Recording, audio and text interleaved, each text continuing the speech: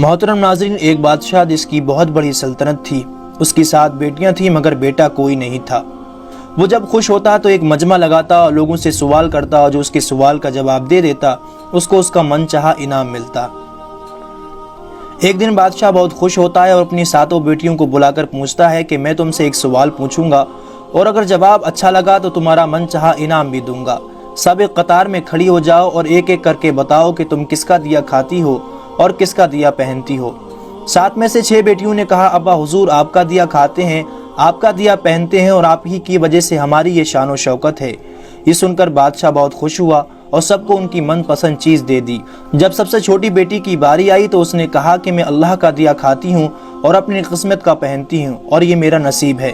بادشاہ یہ سنتے ہی آگ ببولا ہو گیا اور کہنے لگا، اے کم بخت، تو نے میری ناشکری کی ہے، تجھے اس کی سزا ضرور ملے گی۔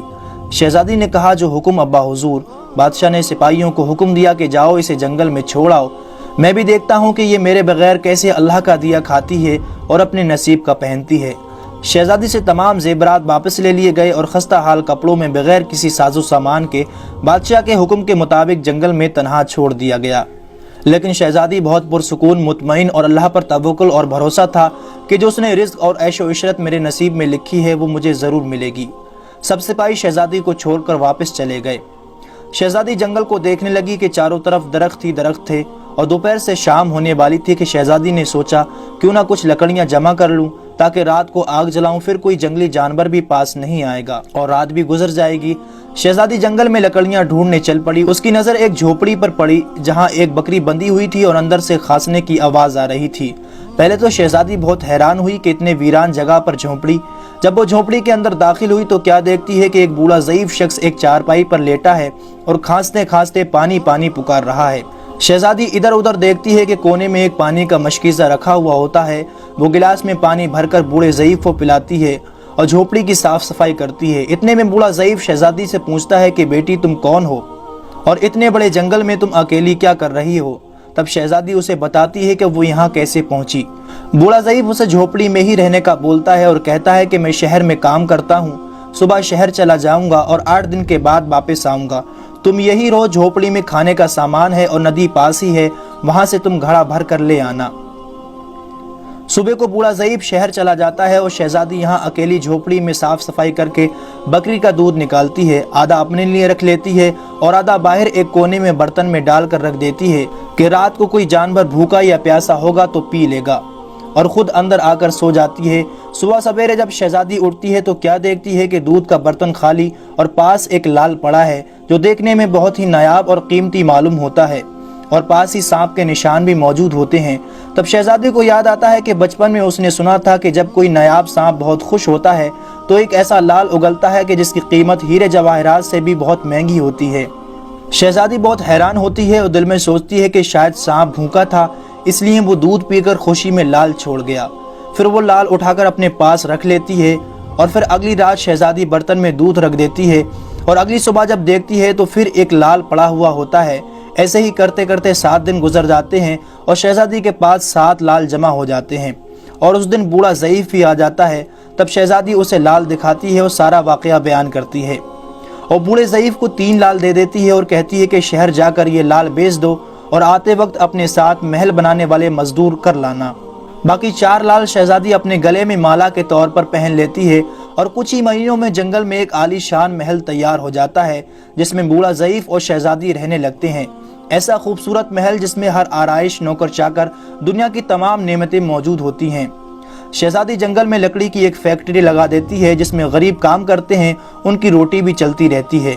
دیکھتے ہی دیکھتے جنگل ایک شہر نما بن جاتا ہے اور دور دور تک دھوم مچ جاتی ہے کہ شہزادی بہت رحم دل ہے۔ یہ خبر ایسے ہی بادشاہ تک پہنچتی ہے تو بادشاہ کے دل میں اشتیاق چاہت ہوتی ہے کہ دیکھو تو صحیح کون سے ملک کی شہزادی ہے جس کی اتنی تعریفیں ہیں۔ بادشاہ سپاہیوں کے ہاتھ پیغام بھیجتا ہے شہزادی سے ملنے۔ یہاں شہزادی کے سپاہی جب شہزادی کو بتاتے ہیں تو شہزادی یہ حکم دیتی ہے کہ بادشاہ سلامت ایک ہی شرط پر ہم سے مل سکتے ہیں کہ وہ اپنی تمام بیٹیوں کو ساتھ لے کر آئیں۔ سپاہی جا کر بادشاہ کو یہ پیغام دے دیتے ہیں۔ ایک دن بادشاہ اپنی تمام بیٹیوں کے ساتھ شہزادی کے محل جاتا ہے۔ شہزادی ان سے ملتی ہے، چہرے پر نقاب کر کے ان کے لیے 7 رنگ کے کھانے پیش کرتی ہے اور ہر کھانے کے ساتھ اسی رنگ کا جوڑا اور زیورات پہن کر آتی ہے۔ महल की शान और शौकत, खूबसूरती और शहजादी का अंदाज बादशाह और बाकी तमाम शहजादियों को बहुत हैरान और मुतासिर करता है।